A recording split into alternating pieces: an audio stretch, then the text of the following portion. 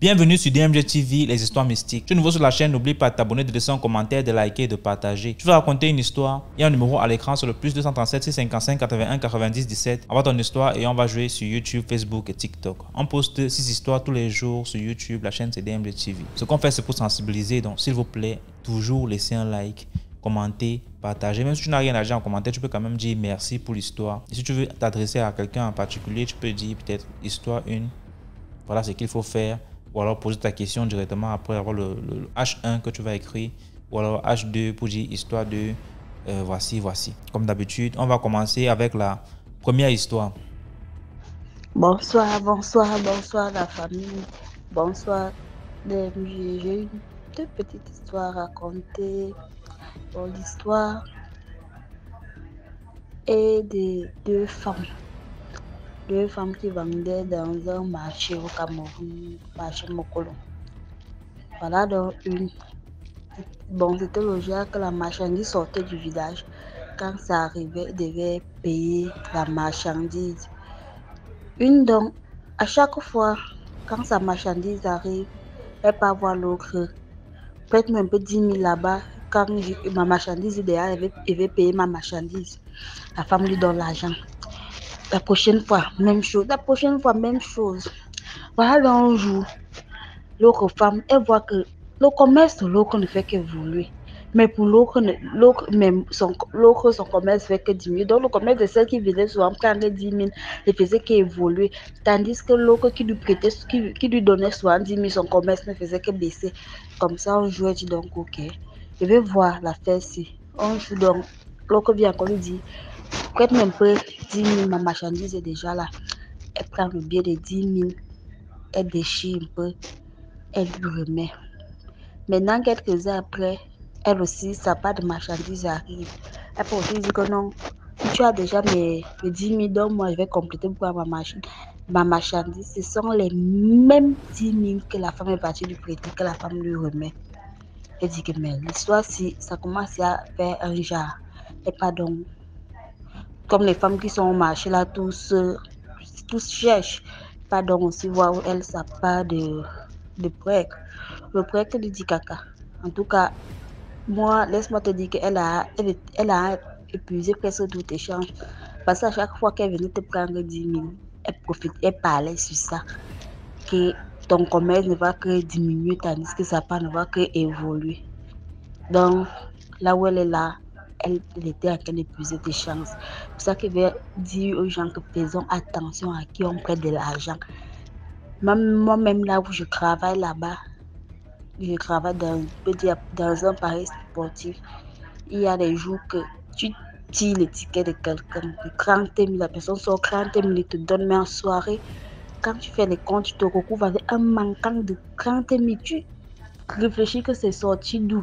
Manquant, c'est sorti d'où? Donc, faisons très attention. Parfois, même quelqu'un te donne même un billet, dit seulement le nom de Jésus, même dans ton cœur, même sans dire seulement au nom de Jésus, parce que il y a beaucoup de mauvaises choses dehors. Mais si c'était ça ma petite histoire. Merci beaucoup pour l'histoire. Maintenant, on passe à la deuxième histoire. Salut DMG, salut à toute la grande famille DMG. L'histoire que je vais raconter aujourd'hui, c'est l'histoire de deux jeunes hommes à qui je vais donner des noms d'emprunt. Il y a un qui s'appelle Semblé et l'autre s'appelle Kofi. Ils avaient pratiquement fait leur enfance ensemble. Ils avaient même fait l'école primaire ensemble. Et leurs parents étaient des voisins de cour. Ils avaient grandi ensemble, tout ça. Donc, ils sont devenus grands. Chacun s'est marié. Il a eu ses enfants, a fondé sa propre famille. Mais ils étaient toujours des amis. Alors, quand tu vois Semblé, c'est que Kofi n'est pas loin, tout le temps ensemble. Donc, un jour, il y a Semblé qui est venu voir Kofi. Il lui a dit qu'il a son projet, qu'il voulait élever des poulets, mais il n'avait pas de moyens. Donc, il est venu voir Kofi pour que Kofi puisse lui prêter de l'argent. Et que quand il allait commencer à vendre des poulets, il allait en même temps lui donner son argent, rembourser son argent. Donc, Kofi lui a dit, ok, il n'y a pas de souci. Il va t'aider. Quand même, tu es mon frère. Donc, si tu es sûr de rembourser mon argent, il n'y a pas de souci, je vais te donner. Au fait, Kofi hésitait un peu. Mais Kofi hésitait un peu, mais semblait la rassurer pour lui dire non, t'inquiète, que ton argent, je vais te donner dès la première vague, quand je vais finir de vendre des poulets, je vais te donner. Il a mis Kofi en confiance. Kofi a compté son argent pour lui donner. En tout cas, je ne vais pas donner le montant, mais c'est une forte somme. Et Semblé a commencé à élever des poussins là. Jusqu'à il a vendu les poulets. Ça, c'était la première vague. Donc, Kofi attendait son argent et ne lui a pas donné. Il allait prendre une deuxième vague de poussins. Il a élevé jusqu'à il a vendu. Il n'a toujours pas donné son argent. Donc, Kofi maintenant qui lui dit, ah, mais c'est pas ce qu'on s'était dit. Tu m'as dit que tu allais me donner mon argent depuis la première vague. Au moins, si ça marchait pas, que tu pendais, je pouvais comprendre, mais il y a bien vu devant moi ici que, en tout cas, tu as eu beaucoup de poulets, puis tu as eu bon marché, les gens ont acheté tout ça. Tu as vendu ça. Deuxième vague aussi, tu as vendu. Tu parles de mon argent, tu veux pas. Jusqu'à aller prendre troisième poussin. Et donne toujours pas l'argent de Kofi. Donc, Kofi s'est fâché maintenant. Il dit non, trop c'est trop. Et lui aussi, il est dans le besoin, il a besoin de son argent. Donc, c'est devenu palabre entre les deux, tout ça. Les gens sont venus les séparer pour dire non, laisser tomber. Donc, Kofi maintenant a expliqué pour dire non, ce que Semblé a fait n'était pas bien. Il a expliqué tout ça. En tout cas, il n'est pas rentré dans les détails. Donc, Semblé maintenant, comme il ne voulait pas donner l'argent de Kofi et qu'il était de mauvaise foi, il allait quelque part pour aller chercher un fétiche pour venir tuer Kofi. Donc, un jour, Kofi était là comme ça, il était en train de marcher, il partait quelque part, et puis il est tombé. Donc, quand il est tombé, il s'est évanoui. Le temps, les gens ont venu le soulever pour aller à l'hôpital. Kofi a rendu l'âme. Je signale que sa femme était nourrice, et ils avaient un enfant de 3 à 4 ans comme ça. Sa femme a pleuré toutes les larmes de son corps. Elle dit non, que tout de suite elle était là avec son mari n'avait pas de problème, il était bien portant. Dans quel coup on vient, ça n'a même pas fait même 30 minutes, on vient lui dire que son mari est mort, que ça, elle ne peut pas accepter. Donc au moins les faits se passaient, eux ils étaient au village. Donc sa femme a demandé à ce qu'on envoie son mari en ville pour faire plus d'examens pour voir si réellement son mari était mort, puisque là-bas il y avait les docteurs, il y avait les spécialistes. Donc, ils sont partis. Je signale que avant qu'ils ne partent, ils sont allés appeler un taxi. C'est Semblé même qui a pris Kofi, qui a soulevé Kofi pour le mettre, puisque c'est lui, c'est son ami, il est devenu comme ça. Et devant les gens, il est devenu comme son frère. Et Kofi même le considérait comme son frère. Donc, il a soulevé Kofi, il l'a mis dans le taxi, il pleurait, il était triste. Il jouait ce jeu-là, quoi. Jusqu'à qu'ils soient arrivés en ville, ils sont arrivés à l'hôpital général. On dit non, que effectivement Kofi est mort, qu'on ne peut plus rien faire pour lui, il est mort. Je vous assure que quand Pathé fait les papiers pour garder Kofi à la morgue, c'est lui qui faisait toutes ces démarches-là. Même après, pendant les funérailles de Kofi, c'est lui qui faisait toutes les démarches. Les gens le consolaient, tout ça. Il n'a jamais parlé que c'est lui qui était à la base de ça, de la mort de Kofi. Donc, quelques temps après, il allait au champ. Semblait aller au champ. Donc, il était en train de travailler au champ. Et puis, Kofi est venu. Genre, le fantôme de Kofi lui a apparu. Il dit, bon, je t'ai fait du mal. Moi, je te prenais comme mon frère. Tu es venu m'expliquer ton problème. Et j'ai décidé de t'aider avec mon cœur. En retour, tu me tues. En retour, tu me fais du mal. Tu n'as même pas pensé même que j'ai des enfants, que j'ai un bébé. Tu n'as même pas pensé même à ma femme, à mes parents. Tu m'as tué, que toi là, tu ne vas pas rester ici. Quand il a fini de dire ces paroles, et puis il a disparu. Semblé maintenant, il n'a pas pu travailler et puis s'est retourné au village. Quand il est arrivé, il n'a pas parlé à quelqu'un. Il a commencé à dire non, j'ai mal à la tête, j'ai froid, j'ai mal à la tête, j'ai froid. Il allait se coucher. Le lendemain, il parlait encore, j'ai mal à la tête, j'ai froid. Quand ils ont envoyé Kofi, qu'ils ont envoyé plutôt Semblé à l'hôpital, lui aussi il a rendu l'âme. Non, plutôt avant de rendre l'âme, c'est là maintenant il va se confesser pour dire que non, que son frère, son ami qui est mort, Kofi, là, c'est lui qui l'a tué. C'est là maintenant il va raconter toute l'histoire. Et que quand Kofi est tombé, et les gens sont venus le soulever, et puis lui-même il allait chercher le taxi pour le mettre dedans là. Il avait le cadenas. Parce que lui, son fétiche qu'il allait prendre, c'était cadenas, où il avait fait les incantations, et puis il a dit le nom de Kofi, et puis il l'a fermé. C'est comme s'il avait fermé l'âme de Kofi dans le cadenas. J'espère que vous me suivez, j'espère que vous comprenez. Donc c'est comme s'il avait fermé l'âme de Kofi dans le cadenas. Donc tout le temps où on le transportait vers la ville là, il était assis où il tenait Kofi là, il avait le cadenas dans sa poche. Donc il suffisait seulement, simplement qu'il ouvre le cadenas pour que jusqu'à ce qu'on arrive en ville, que Kofi puisse se réveiller. Mais il l'a pas fait. Il l'a pas fait. Donc il a fini de dire ça là. Et puis lui aussi il a rendu l'âme. Maintenant, quand il est mort, ils l'ont enterré comme poulet. Ils l'ont enterré. Parce que ce qu'il avait fait à son ami, là, c'était tellement affreux, non? C'était vraiment cruel. Donc, ils l'ont enterré comme poulet. Ils n'ont même pas fait ses funérailles, mais ils ont creusé le trou et puis l'ont jeté dedans. Donc, quand ils l'ont enterré quelque temps après, sa femme aussi, la femme de Semblé, est tombée malade. Donc, elle est tombée malade aussi. De quoi maladie? Ils l'ont envoyé à l'hôpital. Avant de rendre l'âme, elle a dit que non, que quand son mari avait mûri l'idée de faire du mal à Kofi, elle était informée. Mais elle, son erreur, elle n'a pas informé Kofi, ni les parents de Kofi. Donc Kofi aussi est venu la chercher. Il y avait un autre ami aussi de Semblé qui était là, qui était informé aussi. Comme lui aussi n'a rien dit aussi, Kofi aussi est venu le chercher. Il est venu chercher encore l'ami de Semblé. Donc, en tout cas, cette histoire-là, quand ma maman m'a raconté, ça m'a tellement touchée parce que c'est passé dans le village où elle se trouve là. Quand elle m'a raconté là, ça m'a tellement touchée que j'ai vu que l'homme noir, on est méchant, on est vraiment cruel. Toi, tu veux faire du bien à quelqu'un, mais la personne, vous n'avez pas les mêmes idées.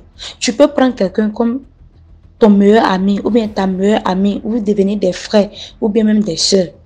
Mais ce que l'amour ou bien ce que tu ressens pour la personne ou bien la manière dont tu considères la personne, ce n'est pas de cette même manière que la personne te considère. En tout cas, faisons très attention dans nos amitiés. Faisons très attention. Quand tu veux faire du bien à quelqu'un, réfléchis bien d'abord. Réfléchis bien d'abord. Pour ne pas que ta gentillesse te conduise à la mort. Vraiment, c'était ma petite histoire. Aimez, commentez, partagez. À la prochaine. Merci. Merci beaucoup pour l'histoire. Maintenant, on passe à la troisième histoire. Salut DMG. Salut la communauté DMG. Continuez à partager, à liker, à commenter. Et encourager ce brave monsieur qui a trouvé cette idée de vous donner la parole, de vous exprimer. Ça fait du bien parfois dans le tourment de parler avec quelqu'un ou de raconter son histoire. Ça fait toujours du bien. Merci DMG pour tout. Moi, je suis réalisateur cinéma. Je suis cadreur, monteur. Et la première fois que je suis tombé sur ta chaîne, j'ai remarqué que, voilà, celui-là, je l'ai dit, hein, ceux qui étaient là le jour-là pouvaient, s'ils peuvent le témoigner, j'ai directement dit que celui-là, il fait dans l'audiovisuel, ou soit il a quelqu'un, son technicien, il est très bon. Parce que je vois que du professionnalisme dans tout ce que tu fais. Et j'étais même là le jour où tu as passé le film là. Je pense que ma maman m'a sacrifié. Un truc comme ça, j'étais là, j'avais suivi en direct. Et franchement, félicitations pour tout ce que tu fais. et je t'encourage beaucoup. Et d'ailleurs, je profite pour te dire que je m'inspire déjà sur ton émission, tes vidéos plutôt. Et je voudrais faire un truc similaire, mais dans un autre sens, qui sera d'édifier les gens dans un autre sens, quoi. Toi, tu es déjà dans le mysticisme, et moi, je pense que je vais aller plus dans les divorces et les côtés amour, quoi. Donc, voilà.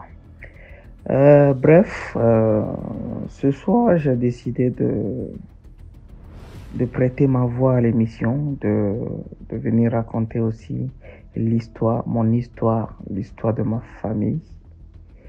Et voilà, peut-être que quand les gens vont écouter, ceux qui sont proches de moi, quand ils vont l'écouter, ils sauront que voilà, c'est de ça là je parle, mais je préfère pas me présenter. Je suis né dans une famille pauvre. Je dirais pas aussi pauvre que ça parce que il y a des gens qui ne trouvent pas à manger. Mais quand moi j'étais plus jeune, et je sais pas comment mon père se débrouillait, mais on m'a jamais dit quitte l'école parce que ton papa n'a pas payé ta scolarité et tout. Il a toujours su faire ce qu'il devait faire. Et tous les 7, on n'avait pas tous les moyens réunis, mais voilà, on était aussi des enfants du quartier, quoi. Et par ailleurs, il y avait des gens qui nous enviaient même parce que pour eux, on était trop bien, nous, et voilà, quoi. Et mon histoire est que j'avais une grande sœur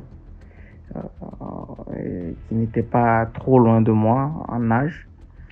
Et on était les deux petits qui couraient partout dans la maison et tout. Et c'était dans la journée. Ma maman elle vendait du poisson. Donc, elle devait aller à la mer, à la plage pour prendre du poisson. Parce que souvent, quand les pêcheurs arrivent, il y a des alarmes, on appelle, on dit, voilà. Il y a, tu sais, ces femmes-là avaient des codes entre elles. Et voilà, et de bouche à oreille, on sait que voilà, les pirogues sont arrivées, quoi. Et ma maman a pris sa bassine au moment de partir. Il n'y avait que mon grand frère, l'aîné, qui était là. Et elle a dit à mon grand frère de suivre sa petite soeur, qui était ma grande soeur, et de surveiller sa petite soeur dans la chambre, que voilà, elle arrivait, elle va courir aller chercher du poisson et qu'elle arrive tout de suite. Et quelques minutes après, il y avait un terrain non loin de chez nous. Et il y avait les jeunes qui étaient là pour le football. Et quand mon grand frère a su que voilà, ses camarades, ses amis sont là, lui aussi il a pris ses chaussures et il s'est dirigé. Il est parti au terrain, laissant toute seule sa petite sœur à l'intérieur. Et c'est comme ça, la petite sœur s'est réveillée. Et notre chambre, en fait, il faudrait sortir de la chambre à coucher, traverser le premier salon. Et là, on a nos cahiers, la grande table là-bas, c'est là où on apprenait, en fait. Et quand tu sors de là-bas, tu rentres dans le grand salon et tu peux sortir par la porte du salon pour aller sur la terrasse. Et c'est comme ça. Et elle se réveille, elle dormait, et puis après son réveil, elle voulait sortir, elle a quitté la chambre. Elle est arrivée au salon, le premier salon, là où on apprenait. Et au moment de sortir, de rentrer dans le grand salon, il y avait une vieille. Et vous savez, les dames ont une façon d'attacher les pagnes là sur la poitrine. Elles ne mettent pas d'habits, mais elles attachent au niveau, au-dessus des seins.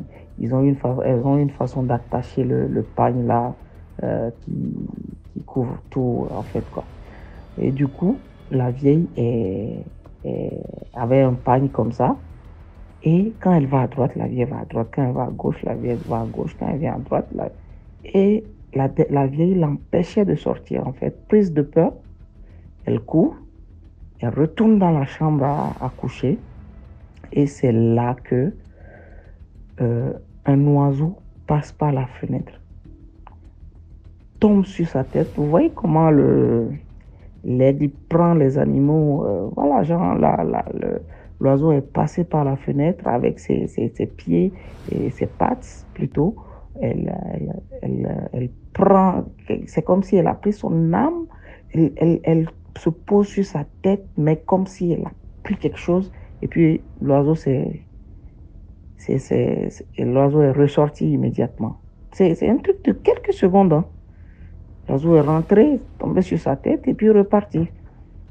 Et je vous avoue que à côté, juste derrière nous, il y a une dame et tout le monde sait que celle-là, c'est une sorcière aguerrie. Tout le monde la connaît dans le quartier. Elle a toujours eu des problèmes avec mon père parce que il y avait le troisième de mes grands frères qui était tout le temps malade et à chaque fois que cette vieille-là rentrait dans notre maison, tu vas voir que mon grand frère a commencé à aller mieux et à chaque fois qu'elle met pied dans notre maison, elle repart et la maladie ça s'aggrave encore quoi. Et un jour elle est rentrée, mon père a pris la machette et dit madame, tu rebourses chemin, tu rentres pas chez moi ici. C'est la dernière fois que je vois ton pied ici. Il dit non, pourquoi tu me fais ça? Moi, je suis venu juste voir comment ton fils se porte maintenant, si ça va mieux et tout. Et tu me dis que moi, je veux le tuer. Mon père a dit, est-ce que je t'ai dit que tu veux tuer quelqu'un? Toi-même, tu vas dire la vérité. Mais pour le moment, tu dégages de chez moi. Tu sors. Et mon père a fait sortir cette vieille-là de chez nous. Et depuis ce temps-là, ils ne se parlaient pas et tout. Et l'oiseau est venu se poser sur la tête de ma grande sœur et est reparti. Et depuis ce moment, sa maladie a commencé. On ne sait même pas ce qu'elle avait. Tout le monde, on l'a amenée à l'hôpital, on l'a amenée. Personne ne savait ce qu'elle avait en fait. Elle a fait dépenser mon papa presque à la ruine quoi. Et c'est une fille que mon papa aimait vraiment beaucoup. Elle a dû dépenser d'énormes sommes jusqu'à... C'était visible même que ça l'avait appauvri en fait. Et c'est avant que sa maladie ne s'aggrave, qu'elle-même, elle a raconté l'histoire à l'un de mes grands frères, au deuxième de mes grands frères, comme quoi c'est comme ça, elle s'est réveillée et la dame, la vieille l'empêchait de sortir. Et la vieille qu'elle a indiquée, c'est la vieille qui était derrière notre maison. C'est cette vieille-là qui était venue lui barrer le chemin. Et quand elle est partie, elle a couru, elle est rentrée dans la chambre. Il y a un oiseau qui est rentré, a pris son âme et elle est repartie avec. Et c'est comme ça, elle est tombée malade jusqu'à... Malheureusement, elle a rendu l'âme, paix à son âme. Et après ça, ma maman a commencé le combat parce que c'est une dame qui prie beaucoup. Et elle a commencé le combat. Elle a dit, ils ne vont pas prendre d'eux.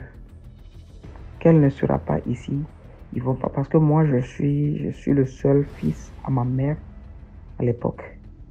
Mais elle veille sur tout le monde en fait. Et c'est comme ça qu'elle a décidé, elle dit non, ils vont pas prendre un enfant de moi et venir reprendre encore un autre. À partir d'aujourd'hui, c'est fini ça.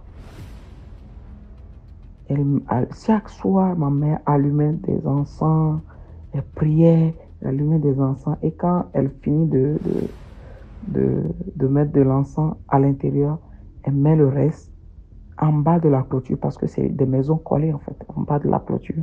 Et à chaque fois, mon père s'engueulait avec elle. Non, tu provoques les gens, il ne faut pas provoquer les gens et tout, et tout, et tout. Et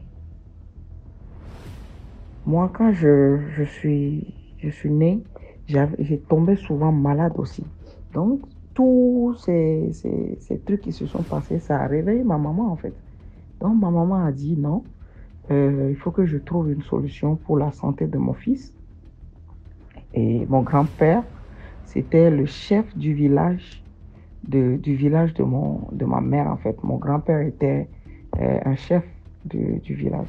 Et mon grand frère a demandé à maman de m'emmener pour qu'il voie. Mon père a dit non, que vous n'allez pas amener mon enfant dans les trucs de fétichisme et tout. Moi, je ne suis pas d'accord et tout. Ça a fait quelques temps, j'étais souvent malade. Et c'est comme ça, un jour, ma maman se réveille, elle prend ses affaires, elle guette mon père quand il n'était pas à la maison. Elle prend ses affaires et elle s'en va. Elle se retrouve au village avec moi et chez son papa. Et mon grand-père je sais pas, moi j'étais petit, je pouvais pas me rappeler de tout ça en fait. Et je sais pas qu'est-ce qui s'est passé, ce qu'ils m'ont fait et tout. Après 2 semaines, on est revenu. Et je vous assure que si c'était pas cette dame, ma mère, je ne serais pas en train de vous parler aujourd'hui. Parce qu'ils m'ont pris plusieurs fois, mais ils ont déposé. Ils m'ont pris plusieurs fois. Je me suis noyé dans le fleuve. Je me suis évanoui en plein milieu de Carrefour. Il y a tellement de phénomènes qui se sont passés. Jusqu'à ce qu'aujourd'hui, au jour d'aujourd'hui, je me dis, si on n'a pas pu m'avoir en ce moment-là, c'est pas aujourd'hui qu'on va m'avoir. Et c'est ce qui me donne le courage d'ailleurs. Et il y avait,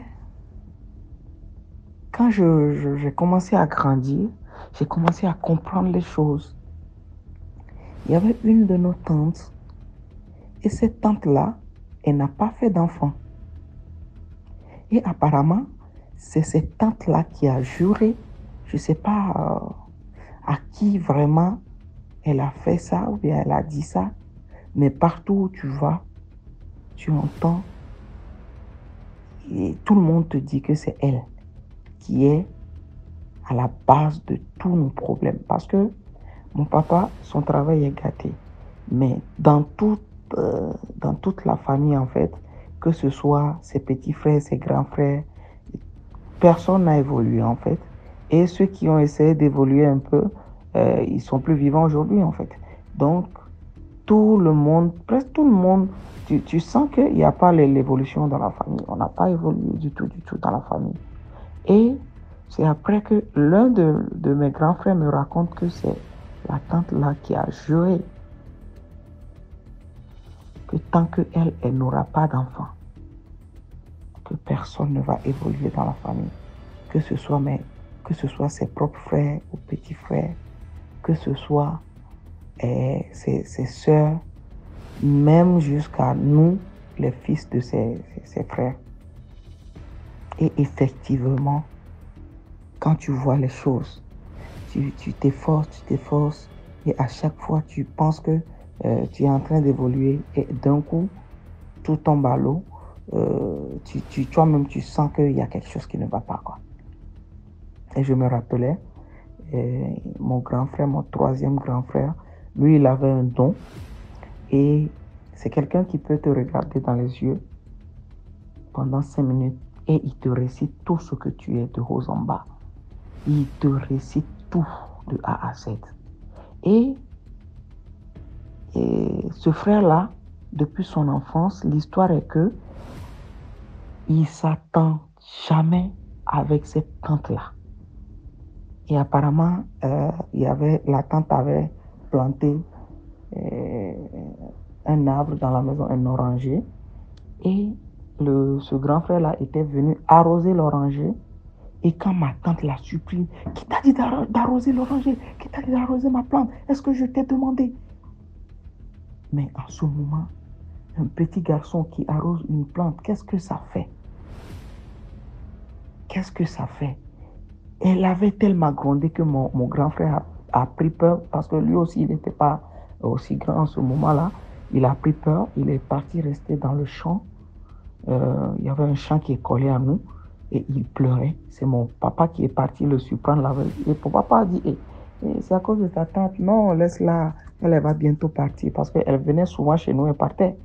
Elle va bientôt partir et tout. Non, c'est ta tante, quand elle fait ça, ne regarde pas ça, tout ça. Mais nous, on ne savait pas que c'était un combat spirituel qui était entre ce grand frère et cette tante-là. C'était un vrai combat spirituel qui se passait. Et cette tante-là a juré que nous, on ne va jamais évoluer.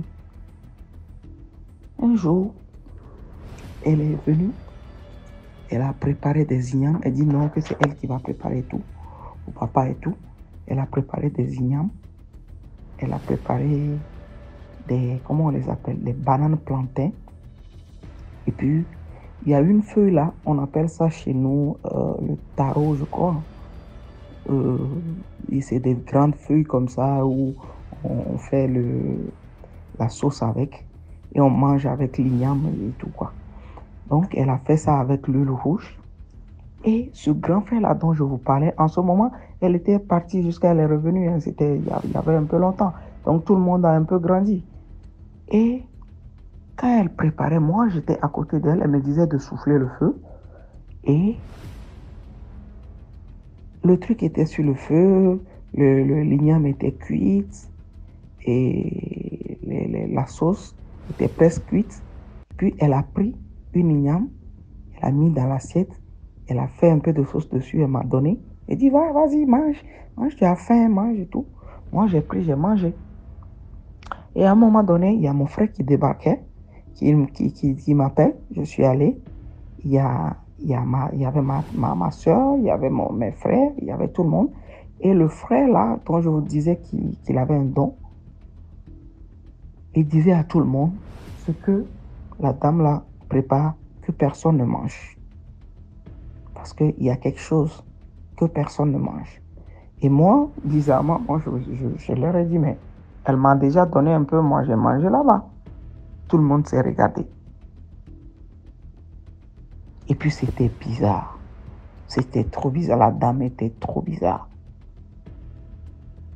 Et c'est comme ça. C'est quand je grandissais, j'entendais tout le monde, partout où tu passes, on te dit que non, c'est votre tante là qui est à la base de vos échecs à l'école, de tout en fait. Et un jour, je croise un vieux, parce que moi, je suis parti en aventure, je me suis dit que voilà, moi, ma vie n'est pas dans les mains de quelqu'un, moi, je dois évoluer coûte que coûte et tout. Et c'est comme ça que moi, j'ai quitté, je suis parti. Je voulais être loin de tout ça et tout. Et j'ai rencontré un vieux. Le vieux traînait sa moto. Et le vieux m'a dit, je veux un peu d'argent pour prendre de l'essence. Et généralement, comme je suis un peu spirituel, je sais qu'il y a d'autres choses cachées derrière la mendicité et tout. Et je ne donne pas généralement de l'argent à ces gens-là. Parce qu'on peut passer par ça pour t'atteindre et tout. Et ce jour-là, il y a mon esprit qui me dit, ouais, remets-lui si tu en as. Et le jour-là, j'avais que 600 francs dans la poche. Et c'est comme ça, j'ai enlevé les 600 francs. J'ai donné 500 francs au vieux d'aller prendre du carburant. Et en partant, le vieux me dit, mon fils, que celle-là dans votre famille, là, elle est méchante. Hein? Et oui, quand elle a dit, et quand le vieux a dit, celle-là dans votre famille, elle est très méchante. Hein? Il faut faire attention à elle. Tu as compris? J'ai dit oui. Sans poser de questions. Sans poser de questions. J'ai eu la tête baissée un moment. Et puis j'ai dit, merci mon père. Allez chercher votre essence. Et je suis parti. En partant, il y a un truc qui m'a dit non. Il faut lui poser la question à savoir, est-ce qu'il y a un moyen? Comment est-ce que tu dois remédier à ça? Au moins, il faut poser une question en fait. Et quand je suis revenu, j'ai plus vu le vieux. La station qui est à côté, normalement, il devait aller là-bas prendre de l'essence. J'ai pas vu le vieux là-bas. J'ai couru dans l'autre station, j'ai pas vu le vieux là-bas. Et c'est là où je comprends que, en fait, c'est pas simplement un vieux, en fait. C'est un message. C'était un message que j'avais, en fait. Et il n'était pas le seul à me dire ça. Et vous savez que ma soeur qui était décédée, c'est cette tante-là qui s'est associée à la vieille qui était collée à notre maison. En fait, c'est un groupe, en fait. C'est ma tante.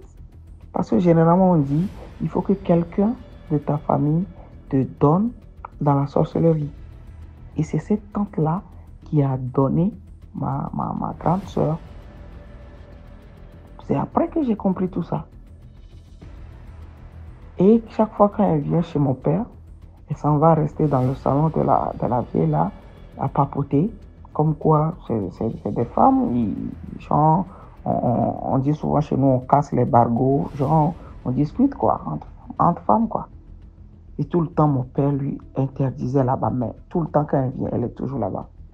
Donc, c'est leur groupement pour nous manger dans la famille, pour nous bloquer, pour faire que on ne puisse pas évoluer. Et c'est comme ça. Et un jour, je tombe sur un monsieur ici, dans le pays là où je suis actuellement. Et le monsieur me dit, le monsieur m'a décrit cette dame-là, de la tête aux pieds. Et le monsieur m'a dit, même là où elle est, les enfants ont peur de lui. C'est pas parce que elle fait quelque chose d'enfant, mais son apparence même, ça fait peur aux enfants. Et vous tous dans la famille, vous avez peur d'elle. Et effectivement, tout ce que le monsieur m'avait dit était vrai, quoi. Était vrai. Et c'est alors là que je me suis dit, mais qu'est-ce qui se passe? Quand tu vois mes frères, du premier au dernier, personne n'est en mesure d'évoluer. Personne n'évolue. Dans la famille, personne n'évolue. Parce qu'elle est là, je sais que tant qu'elle est en vie, personne dans la famille ne va évoluer. Et parfois, moi, je me dis non, le fait de penser même à ça, la loi de l'attraction, tu vas attirer de la négativité vers toi-même. En fait, je suis quelqu'un de très solide dans la tête. Et à chaque fois, c'est comme si tu es en train d'évoluer et d'un coup, tu tombes. Bouf. Mon père, aujourd'hui, si on te dit que c'est ce monsieur-là, hein, c'est ce monsieur-là qui prenait les enfants d'autrui, qui mettait à l'école. Tout le monde est passé par chez mon père. Mais ce monsieur-là est là aujourd'hui. Si on te dit que c'est lui, tu ne vas pas y croire. Et tous les jours, il pleure. C'est ma soeur qui m'a mis dans cet état-là. Chaque fois, c'est moi, je t'ai aimé plus que tout le monde dans la famille, mais c'est à moi que tu fais ça. Et à ma grande surprise, aujourd'hui, de nos jours,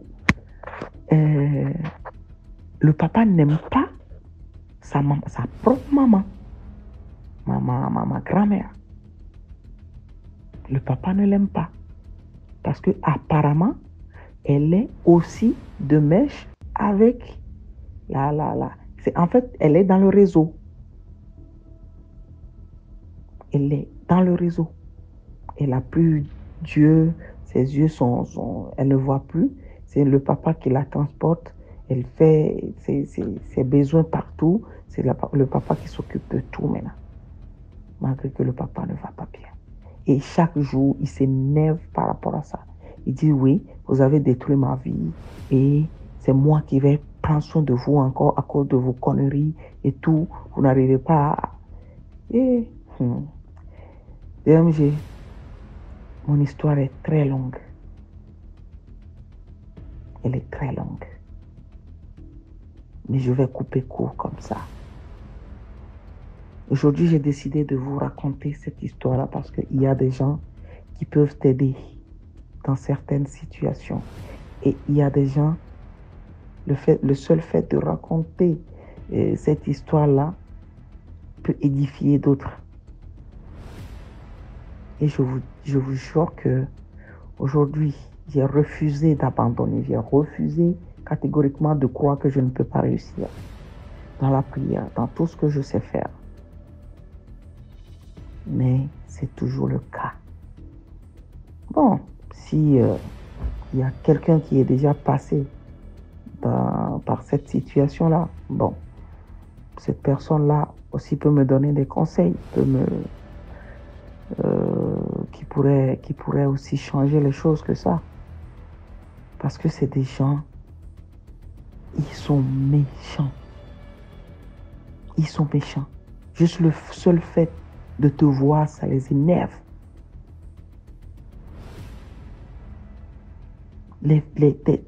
Toi, une tante, les enfants de tes frères, de tes soeurs, c'est tes enfants. Mais je ne comprends pas pourquoi. Toi, tu bloques ces enfants-là. Tu dis non, ils ne vont jamais évoluer. Et on est comme ça, hein, jusqu'aujourd'hui. Jusqu'aujourd'hui. Moi, j'ai formé des jeunes que j'ai formés. Aujourd'hui, quand tu les vois, tu vas dire que non, ça n'a rien à voir avec moi, quoi. J'ai formé des jeunes qui sont à l'aise, qui sont bien. Quand je passe, du chef, le grand, le maître, patati patata, mais je suis toujours au point de départ. Donc, DMG, je vous laisse ma petite histoire ici et je vous dis à bientôt. Likez, partagez et encouragez ce brave monsieur pour tout ce qu'il fait, pour ses efforts et tout. C'est pas facile. Et je suis dans le domaine, je sais. Et c'est pas du tout facile. Encouragez-le. Merci DMG, merci à la communauté DMG. Merci et à plus tard. Je pense que je vais revenir bientôt. Je vais revenir bientôt parce que j'ai tellement d'histoires à raconter. J'ai encore beaucoup d'histoires. Je pense que je vais revenir avec l'histoire de mon père. Quand il était poursuivi mystiquement, je vais revenir. À plus tard. Merci. Merci beaucoup pour l'histoire. Maintenant, on passe à la 4e histoire. Bonsoir tout le monde. Bonsoir la famille DMG. Bonsoir la team. J'espère que tout le monde se porte bien. Ça dépend à l'heure à laquelle les gens, tout un chacun va suivre mon histoire. Bon, je viens raconter l'histoire que j'ai aussi suivie dans un groupe à YouTube aussi. C'est aussi une petite histoire mystique. Donc, il y avait un gars qui vivait dans la ville de Douala. Voilà donc le gars qui se lève, il part au bois. C'est un moto-taximan. Il se lève donc une soirée après le travail pour aussi s'amuser un samedi. Il part en boîte. Arrivé en boîte, il boit, il fait la rencontre d'une jeune fille. Ils boivent bien, dansent. Ils se sont rencontrés à 22h, minuit. Le gars dit bon, tellement qu'il se fait à tard, le temps puisqu'on va passer, on va finir la soirée à la maison. La fille aussi dit bien, il n'y a pas de problème, toi aussi tu me plais bien. Allons finir la soirée chez toi, il n'y a pas de problème. Ils sont partis. Quand ils sont partis, ils ont fait les choses des grandes personnes. La fille a dit au gars que bon, réveille-moi à 4 heures. Il faut que je rentre chez moi à 4 heures. N'oublie pas de me réveiller à 4 heures. Le gars dit ok. La fille, ils se sont endormis. Le gars se réveille à Certes, il dit, ah, en tout cas, la fille peut trouver aussi une raison chez elle qu'elle va aller dire là où elle était. En tout cas, ce n'est même plus aussi une petite fille. Elle peut aussi se défendre. Le gars se lève, il passe se laver. Il fait la toilette, tout pour s'apprêter pour aller au travail. Il touche la fille est raide. Il touche la fille est comme un corps donc qu'on avait intégré même depuis. Le gars ferme sa bouche, il sort, il ferme sa porte, il part. Il va faire sa part de multitaskman, il finit le travail à 18h. Il ne rentre pas à la maison directement, il part chez son ami. 20h, 22h, il rentre donc chez lui. Il n'a pas dit à quelqu'un qu'il ouvre la porte. Les gens ont le courage ici dehors. Il ouvre la porte, quand il ouvre la porte, la fille lui dit non, viens t'asseoir. Je te remercie parce que tu n'as pas dévoilé mon secret au monde. Je te remercie parce que tu n'as pas crié. Parce que si tu allais crier, j'allais te suivre toute ta vie. Toute ta vie, j'allais te suivre jusqu'à toi aussi, tu allais mourir. Rester aussi comme moi. On devait aller les laisser là-bas sortir tous les soirs. On devait sortir tous les soirs. Bon, voici un porte-monnaie. Le porte-monnaie, ça va te donner tout ce que tu veux. Ça va te donner tout ce que tu veux. Mais toi et moi, on ne peut plus se voir. Parce que de peur que tu connais à mon secret, on ne peut plus venir. Mais je te remercie comme ça que la fille a disparu. Le gars en question est parti en Europe. Pour lui, l'histoire s'est bien passée. Mais pour moi, c'est aussi une histoire paranormale. Merci beaucoup pour l'histoire. Maintenant, on passe à la 5e histoire. Bonjour DMG TV. Bonjour à toute la communauté DMG TV. J'espère que vous allez tous bien. D'accord, bon, je suis là pour raconter encore une nouvelle histoire. Encore une nouvelle histoire. Bon, je tiens seulement à vous donner la conclusion avant que ça ne commence. C'est une histoire, c'est mon histoire. Donc c'est quelque chose qui s'est passé au boulot. Et c'est mon coéquipier qui a pris mon téléphone.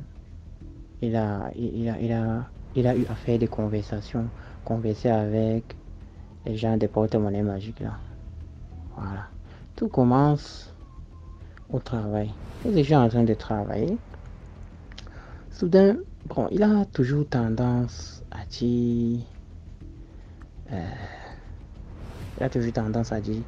non, lui, il voit que vraiment ce qu'on fait là, ça ne rapporte pas assez. Lui, il veut vraiment plus. Il a trop souffert. Il dit que broda, tu as trop souffert, comment ça ne te rapporte pas? Tu n'es pas marié. Bon, tu payes la maison quand même, mais l'argent qu'on nous paye là, c'est largement suffisant. C'est largement, je ne sais pas ce que tu peux faire avec. Tu peux garder jusqu'à même la moitié du mois, puisqu'on nous paye la moitié et la fin. Si tu veux, on te donne la moitié. Il dit que tu fais un quoi avec. C'est tout ce qu'on nous donne là, c'est largement suffisant. Il dit que non, moi, sérieusement, moi je te mens pas, je veux gros, j'ai assez souffert, l'argent ne vient pas, moi je veux aussi comme les autres et tout ça. Il dit, En tout cas, cette histoire que je raconte, c'est une histoire qui s'est passée en 2018. Et puis il dit que, d'accord, en tout cas, c'est ta vie, c'est toi qui vois, chacun sa route. Ok, en tout cas, travail alors, ça m'est pas venu à l'esprit, les choses là. Ça m'est pas passé par l'esprit, ça m'est jamais venu à l'esprit. Par exemple, ça m'était venu à l'esprit, j'allais même m'éloigner de lui juste son travail et puis je ne vais même pas trop discuter avec lui. On ne peut pas savoir le cœur des gens. Peut-être qu'il est en train de discuter avec toi comme ça. Lui, il est déjà dans ça et on lui a donné les conditions que trouver quelqu'un et tout ça. Si vraiment ça m'avait passé par l'esprit. Je dis que ok, en tout cas, tu veux faire quoi comme business? En tout cas, c'est un projet, on ne dit pas aux gens, ok, garde ça pour toi, mais fais ça alors doucement et sûrement que Dieu te béni avec. Ah, moi je suis parti. Ah, le lendemain, le gars vient, on se croise au boulot. Il me dit que, ah, bro, tu as la connexion. Il dit que oui, j'ai la connexion. Tu veux télécharger quoi? Tu veux faire quoi? Comme lui, il n'a pas encore d'Android, il a le petit téléphone là. Des gens qui ne gaspillent, qui gaspillent seulement leur argent. C'est-à-dire, on les paye à la fin du mois, on les paye, oui. Ils partent dans les boîtes, dans les. Ce n'est que ça, leur vie. Ils n'ont pas de projet dans la tête, ils n'ont aucun objectif. Il n'a pas d'Android. Il me dit que bon, je demandais juste pour appeler, donc il a sa famille se trouve au Centrafrique. C'est un Centrafricain. Et je veux appeler mes cousins. Je viens de parler avec ma famille. Il y a l'un de mes cousins qui m'a dit de me connecter. Je vais enregistrer son numéro ici. Il m'attend. Il faut qu'on cause par vidéo, console et tout. Il dit que ok, je peux causer par vidéo. Fais vite parce que moi aussi on n'a pas, c'est le pause café comme ça. Il faut qu'on profite. Moi, mais je vais profiter pour faire quelque chose. Il me dit que bon, ok. Ah, moi je sais. Je prends mon téléphone et je tourne au gars. Aïe. Il prend le téléphone, il s'éloigne. Je vois, il est en train de gesticuler. Ah, moi, je reste seulement comme ça. Après, il vient, il me donne. Ah, moi, je rentre à la maison. J'arrive à la maison, j'ouvre la connexion. Je veux un peu surfer. Parfois, je suis DMGTV, même 2, 3, même une épisode, 1 heure du temps. Après, puisque moi j'ai la connexion gratuite. Donc c'est limité quand même, mais quelques temps, je peux réactiver et tout ça. Ah, je vois le message le message surgit de nulle part sur WhatsApp. Je vois plus 229 nanana histoire. Il dit, ah, c'est quoi ça? Je vois seulement les voice, bang, bang, bang. Ah, et j'étais entré, j'avais eu à causer sur WhatsApp. Donc ça veut dire que le gars, il avait, comment dirais-je, il avait verrouillé, il avait archivé le message. Je sais pas seulement ça vient en rouge. Et ah, je tire comme ça là, archive, je trouve plus 229. Je dis aïe, j'entre seulement, il voit seulement les bruits, bang, bang, bang, bang. Ah. Je vois seulement, je tape seulement les plays pour suivre les voices. J'entends seulement la voix grave. Il dit, oui, moi on a eu à causer, tu m'as dit d'attendre, mais je n'ai pas eu ton signe. Tu es en train de t'amuser avec moi, j'ai pris tout mon temps, je t'ai fabriqué les porte-monnaies que tu m'as demandé et tout. Je voulais seulement envoyer ça à un correspondant d'ici. J'ai mes gens partout qui me dit que mais c'est quoi ça? Je n'ai même pas fini ça, je lance ça. Et il me dit encore, donc je viens de t'envoyer le voice, tu ne me réponds pas. Ok. Et il envoie encore. Il me dit que d'accord, je sais ce que je veux faire. N'est-ce pas, c'est ta photo? Et c'était mon image qui était à l'écran.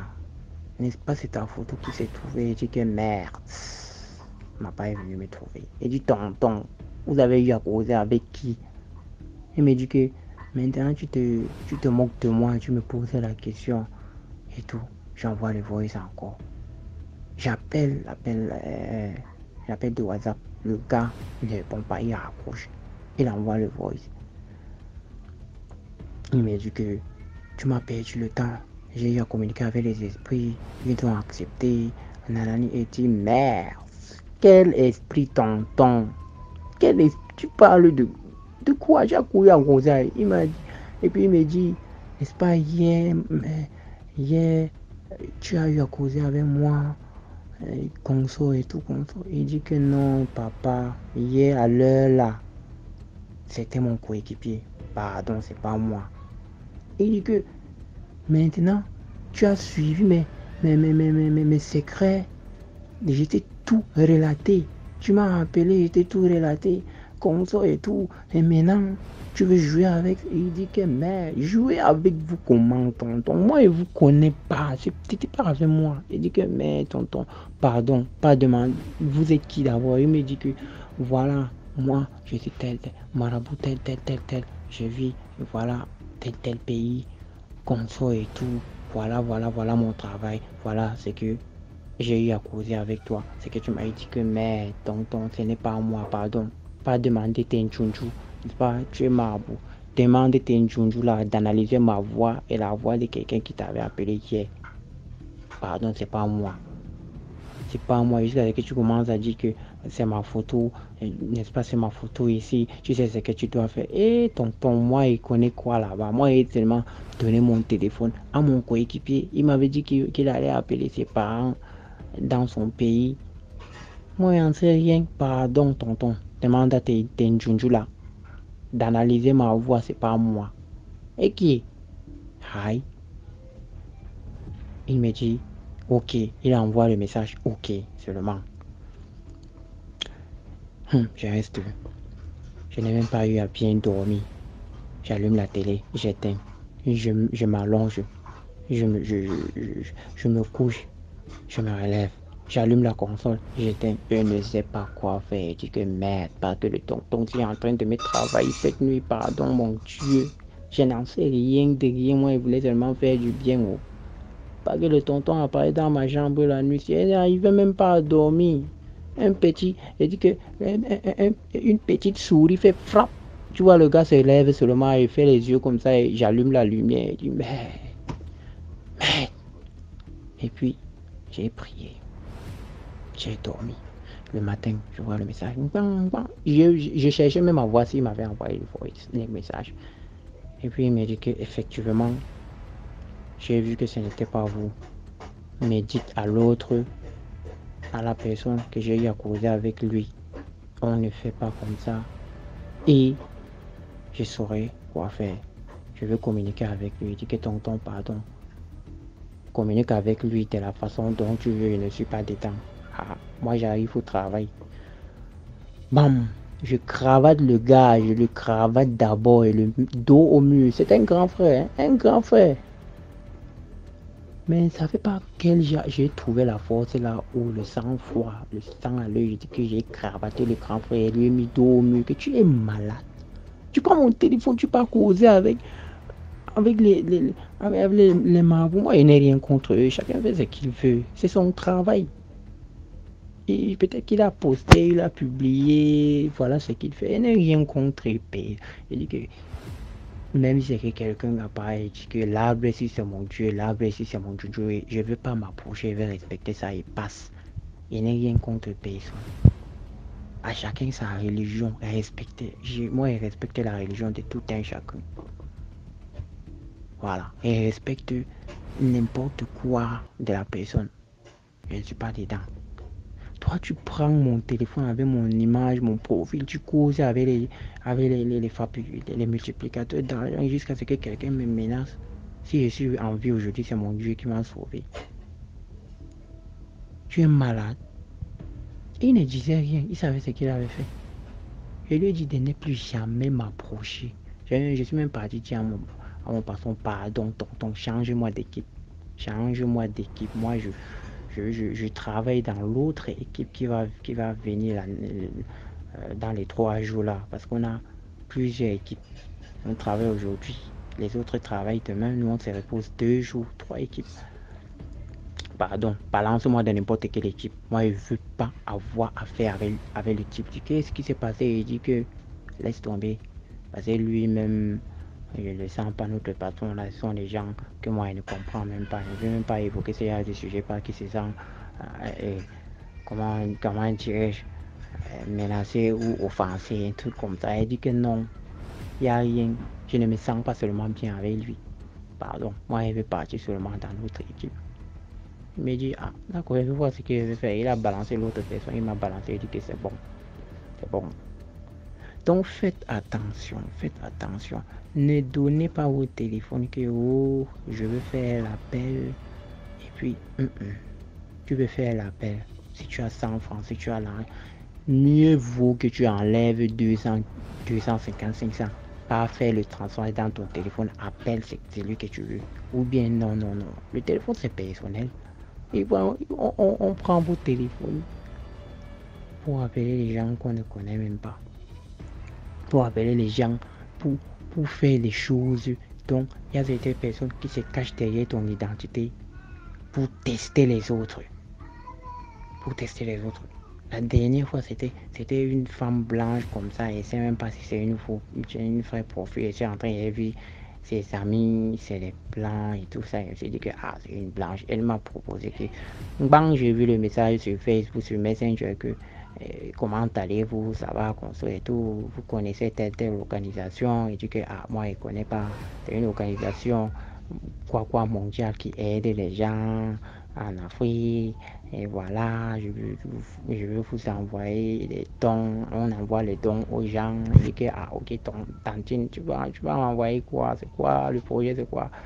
Ça, c'est une autre histoire, c'est une parenthèse. Et il me dit que, je veux t'envoyer, tu veux que je t'envoie comme ça? Moi, je balance seulement comme ça. Il dit que, envoie-moi $2000.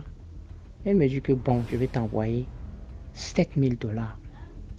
Donne-moi seulement, photocopie ta carte d'identité, tu filmes, tu m'envoies recto, verso et ton numéro de téléphone et tout. Elle dit que, merde, moi ici dans DMG TV, mon frère, moi, je t'envoie ma photo pour que tu peux faire quelque chose avec, pour rien comme ça, tu m'envoies $7000. Elle dit que non, Tantine, lui est bloqué. Voilà. C'est genre de personne, c'est là que quelqu'un d'autre va prendre ta pièce d'identité et tout, il envoie à la personne pour voir si c'est vrai ou si c'est faux. Bon, quelque chose t'arrive, tu ne sais même pas, la voiture te racle. Tu ne sais même pas ce qui s'est passé. Les gens ne savent même pas. Alors que quelqu'un a pris. Faites attention. Ne faites jamais ça. Ne donnez jamais vos téléphones aux gens.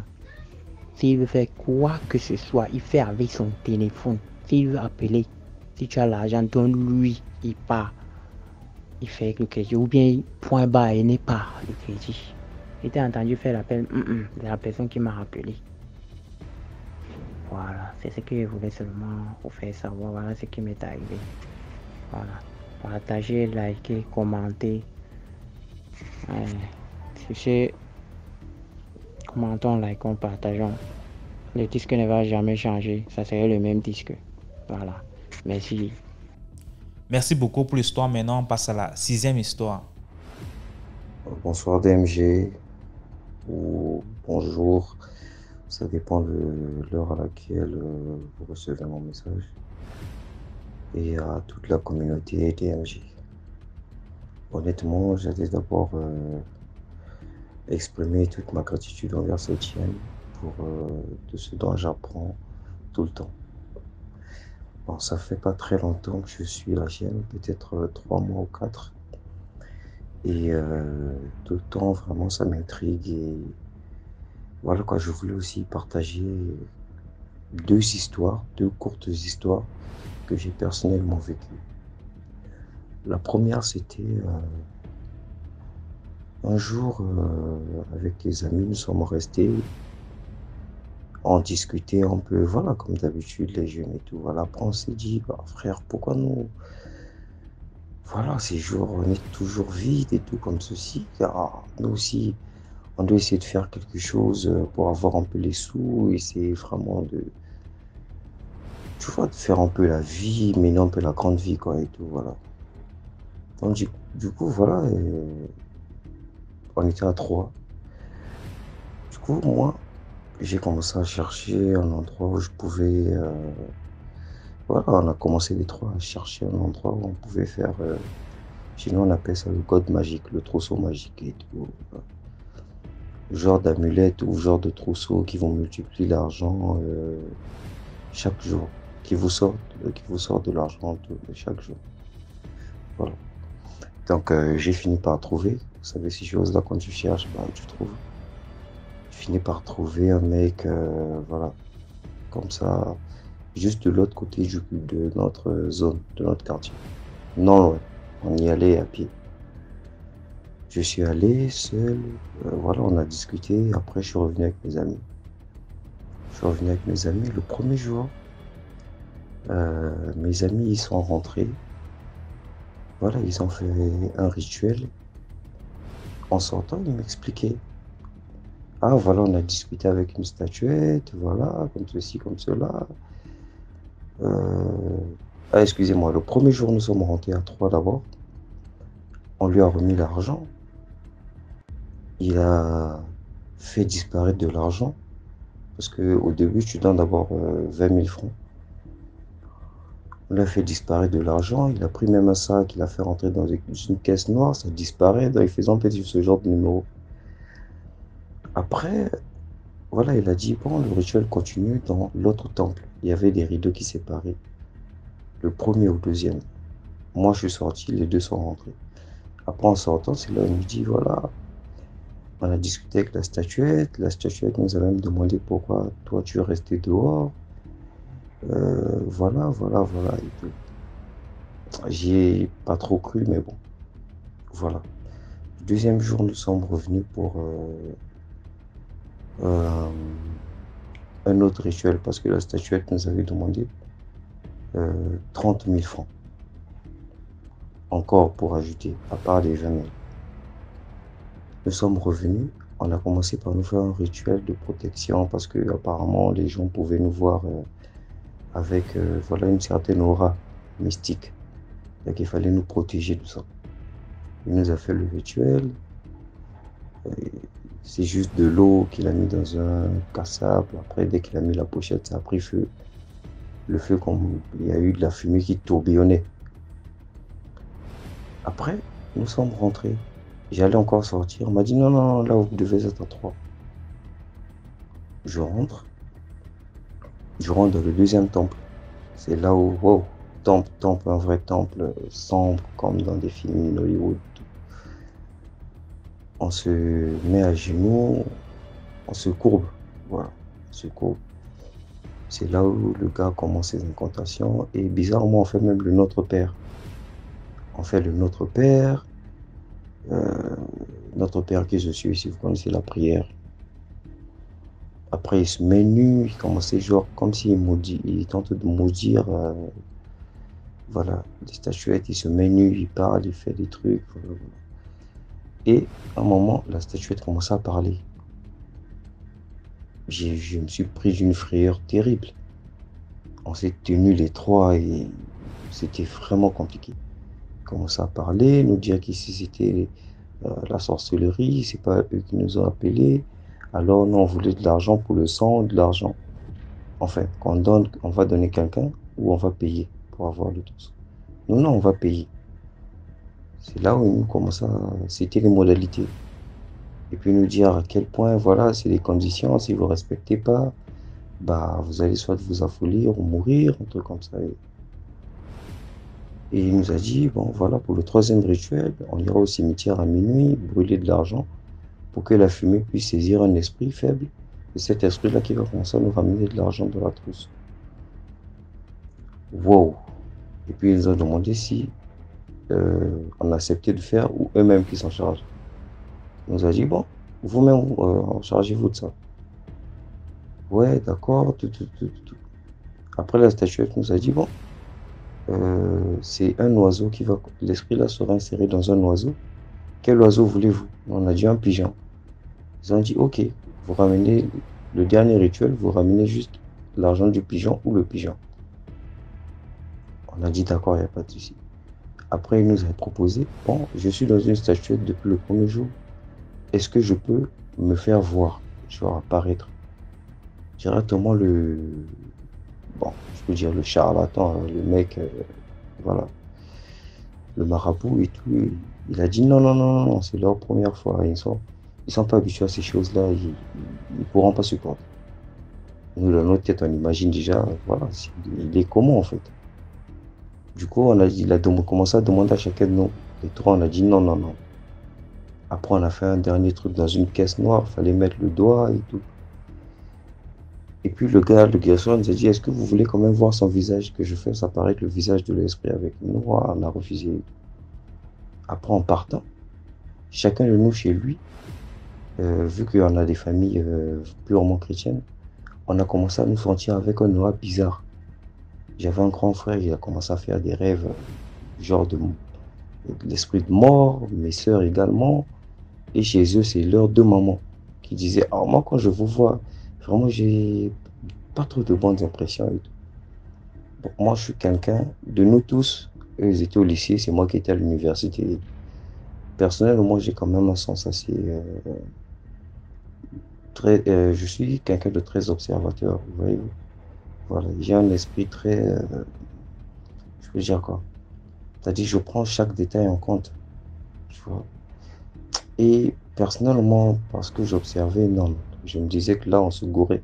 On partait droit vers notre chute, là. Je dis, les frères, on n'y repart plus qu'ils prennent de l'argent. C'est pas grave, vraiment, on les doit rien. On les doit rien, parce que l'argent, là, on avait même pris ça chez un bailleur. J'avais confisqué mon PC, hypothéqué mon PC de l'université, d'autres l'argent de leur dossier, de l'école et tout. Donc c'était un peu comme ça et on a dit non. On s'est remis un peu à prier, chacun de son côté et tout, voilà, voilà. Nous, on savait pas, on avait un esprit de moi en fait avec nous. Après, quelque temps, un mois après et tout, on parlait maintenant de ça à quelqu'un, il a dit, oh, qui, l'autre là?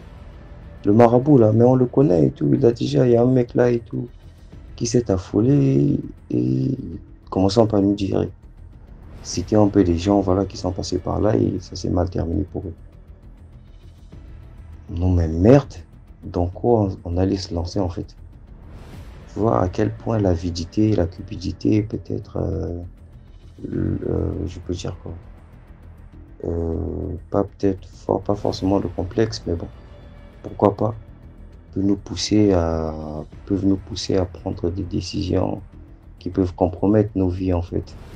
Tu vois, on ne sait pas ce que nous on partait là-bas, on était bleus. Tu vois, on savait pas trop donc on foutait les pieds, mais eux ils savaient en fait. Tu vois, ils savaient que 3 viandes fraîches sont venues là et tout. Ça allait mal finir. Un de nous allait mourir ou les trois ou je sais pas. Donc voilà, c'est un conseil. Cherchons de l'argent ou bien vivre nos vies honnêtement et voilà, à travailler de nos mains ou bien de notre tête. Pour la deuxième histoire, c'était une fois je suis sorti avec un grand frère. Un grand frère à moi, plutôt aisé, il est bien et tout, on est sorti. Bon, on est parti, on a fait la fête. Après, on a fait un after quelque part avec, on était 3 mecs et 3 filles. Du coup, un mec est resté avec une fille. Là, on a passé l'after. Mon grand et moi, on est rentré, je crois, 1 heure. Là même, il y avait le confinement. Vu qu'il est lieutenant officier de la marine marchande, on passait. On était dans son véhicule et tout. On passait, on avait 2 filles avec nous. Voilà.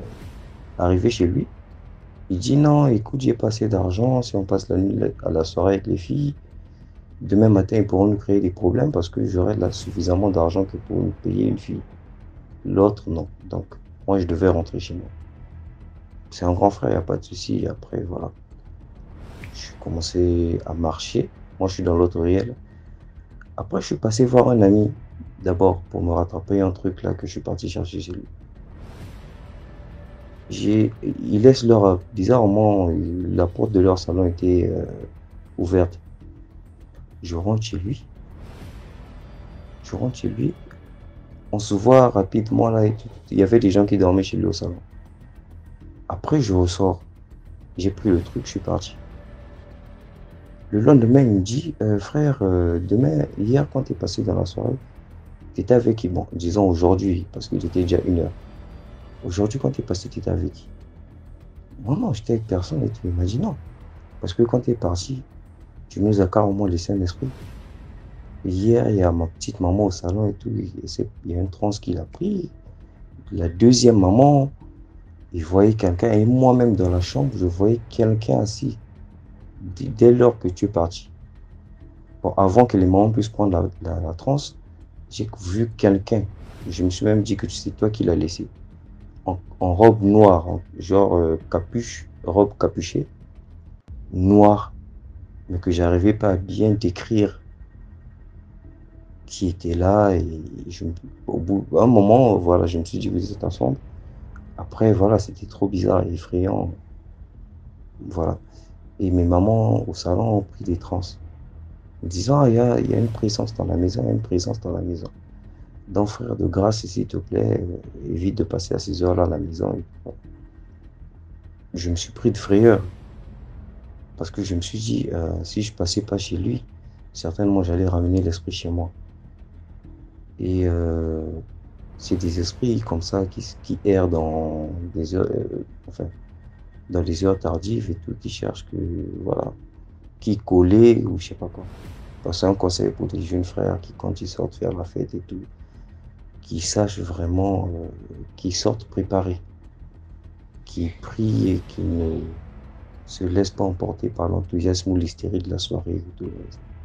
Merci, c'était pour les 2 histoires. Je ne sais pas si j'ai été assez long ou bref, mais bon. Je me suis dit que c'était quand même nécessaire que je partage ces petites expériences que j'ai vécues et tout, voilà. Allez, portez-vous bien et prenez soin de vous. Merci. Voilà, c'était tout pour aujourd'hui. J'espère que tu as aimé la vidéo d'aujourd'hui. Sinon, laisse un commentaire, like, partage. Si tu n'es pas encore abonné, abonne-toi. On se prend demain 12h pour une nouvelle vidéo. Ciao.